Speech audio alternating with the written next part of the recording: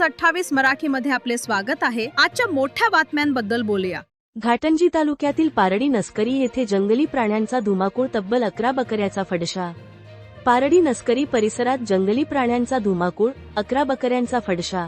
वनविभागाच्या तातडीच्या हस्तक्षेपाची ग्रामस्थांची मागणी।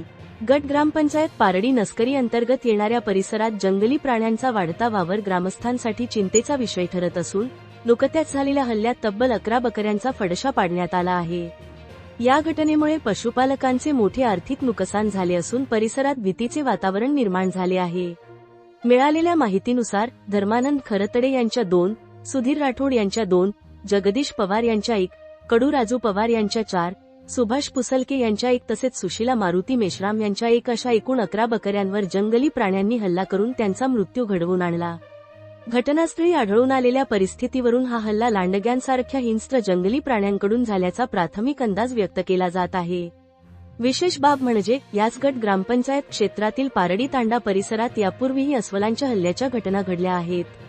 त्यामुळे नागरिक व शेतकरी वर्गामध्ये भीतीचे वातावरण असून वन्य प्राण्यांचा वाढता वावर रोखण्यासाठी प्रभावी उपाययोजना करण्याची मागणी जोर धरत आहे।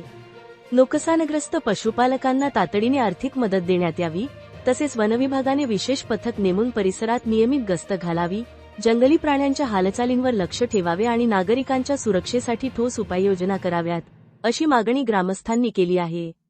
वन्य प्राण्यांच्या वाढत्या हल्ल्यांमुळे शेतकरी व पशुपालकांमध्ये असुरक्षिततेची भावना निर्माण झाली असून वनविभागाने या गंभीर प्रकरणाची तात्काळ दखल घेऊन योग्य ती कार्यवाही करावी, अशी अपेक्षा परिसरातील नागरिकांनी व्यक्त केली आहे। इंडिया न्यूज 28 यवतमाळ जिल्हा प्रतिनिधी नितीन पवारची रिपोर्ट।